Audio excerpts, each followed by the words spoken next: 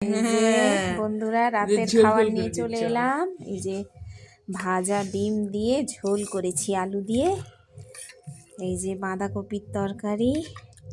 তোমাদের দাদাও খেতে বসে পড়েছে, আমার ছেলে।